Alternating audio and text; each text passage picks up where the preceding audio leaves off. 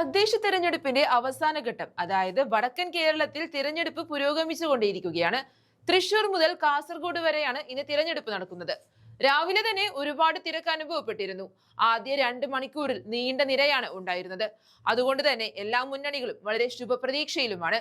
പല മുന്നണികളും അത് LDF ആയിക്കോട്ടെ, UDF ആയിക്കോട്ടെ, BJP ആയിക്കോട്ടെ, അവരുടേതായ അവകാശവാദങ്ങളാണ് പല പോളിംഗ് ബൂത്തിലും ഉന്നയിച്ചുകൊണ്ടിരിക്കുന്നത്.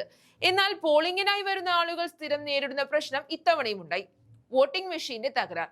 വോട്ടെടുപ്പിന്റെ ആദ്യ മണിക്കൂറുകളിൽ തന്നെയായിരുന്നു വോട്ടിംഗ് മെഷീൻ തകരാറിലായത്. പാലക്കാട് നെല്ലായ പട്ടിശ്ശേരി വാർഡിലാണ് വോട്ടിംഗ് മെഷീൻ തകരാറിലായത്. അരമണിക്കൂറോളം മെഷീൻ തകരാർ മൂലം വോട്ടിംഗ് തടസ്സപ്പെട്ടു. കൂടാതെ പാലക്കാട് തന്നെ വാണിയംകുളം മനിശ്ശേരി വെസ്റ്റ് വാർഡിലും 15 മിനിറ്റോളം വോട്ടിംഗ് മെഷീന്റെ തകരാറ് കാരണം വോട്ടിംഗ് തടസ്സപ്പെട്ടിരുന്നു. ഒടുക്കം 2 സ്ഥലങ്ങളിലെയും വോട്ടിംഗ് മെഷീനുകൾ മാറ്റി സ്ഥാപിച്ചതിനു ശേഷമാണ് വോട്ടിംഗ് പുനരാരംഭിച്ചത്. ഇങ്ങനെ എല്ലാ തവണയും വോട്ടിംഗ് മെഷീൻ തകരാറിലാകുന്നത് വോട്ടർമാരെ ഏറെ അലട്ടുന്ന ഒരു കാര്യമാണ്. എപ്പോഴും ഇങ്ങനെ വരുന്നത് പോളിംഗ് ശതമാനം കുറയ്ക്കാനും സാധ്യതയുണ്ട്. അതുകൊണ്ട് തന്നെ ഇക്കാര്യങ്ങളിൽ കുറച്ചും കൂടെ ശ്രദ്ധ ചെലുത്തുന്നത് നല്ലതായിരിക്കും. മിക്കയിടങ്ങളിലും പോളിംഗ് പൊതുവെ സമാധാനപരമായി തന്നെയാണ് മുന്നോട്ട് പോയിക്കൊണ്ടിരിക്കുന്നത്. എങ്കിലും ചിലയിടത്ത് ഒറ്റപ്പെട്ട ചില പരാതികൾ ഉയരുന്നുണ്ട്. കോഴിക്കോട് കാരശ്ശേരി കാരമൂല ഈസ്റ്റ് 1-ാം ബൂത്തിൽ വ്യാപകമായി ഓപ്പൺ വോട്ടുകൾ ചെയ്തുവെന്നാരോപിച്ച് BJP ഏജന്റുമാർ ഇറങ്ങിപ്പോയി. അതേസമയം പാലക്കാട് കരിമ്പ പഞ്ചായത്തിൽ കള്ളവോട്ട് ചെയ്യാനുള്ള ശ്രമം നടന്നുവെന്നും പരാതികൾ ഉയരുന്നുണ്ട്. ഒപ്പം കണ്ണൂർ ചെങ്ങളായി പഞ്ചായത്തിലെ 1-ാം വാർഡിൽ UDF സ്ഥാനാർത്ഥിയുടെ പോളിംഗ് ഏജന്റുമാരെ CPM പ്രവർത്തകർ മർദ്ദിച്ചതായും പരാതികൾ വന്നിരുന്നു.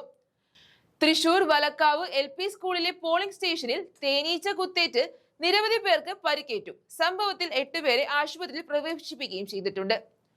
പോളിംഗ് തുടങ്ങി മണിക്കൂറുകൾക്കുള്ളിൽ പല നേതാക്കളും പല മന്ത്രിമാരും അവരുടെ വോട്ടുകൾ രേഖപ്പെടുത്തി കഴിഞ്ഞു.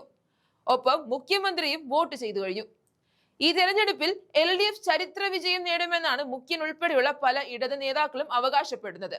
കൂടാതെ രാഹുൽ മാങ്കൂട്ടം വിഷയത്തിൽ കോൺഗ്രസിനെ കടന്നാക്രമിക്കുകയും ചെയ്തു. കോൺഗ്രസിലെ സ്ത്രീ ലംബടന്മാർ എന്താണ് കാട്ടിക്കൂട്ടുന്നതെന്നാണ് മുഖ്യൻ ചോദിച്ചത്. എന്നാൽ മുഖ്യമന്ത്രിക്ക് ഇരട്ടത്താപ്പെന്നാണ് രമേശ് ചെന്നിത്തല പ്രതികരിച്ചത്.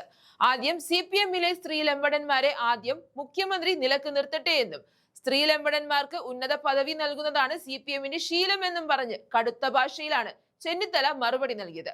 ഇങ്ങനെ പരസ്പരം പോരടിച്ചും അവകാശവാദങ്ങൾ ഉന്നയിച്ചും എല്ലാ മുന്നണികളും വളരെ ശുഭപ്രതീക്ഷയിൽ തന്നെ മുന്നോട്ട് പോയിക്കൊണ്ടിരിക്കുകയാണ്. ഇതിന്റെയൊക്കെ വിധി എന്താകുമെന്ന് ഡിസംബർ 13-ന് അറിയാം.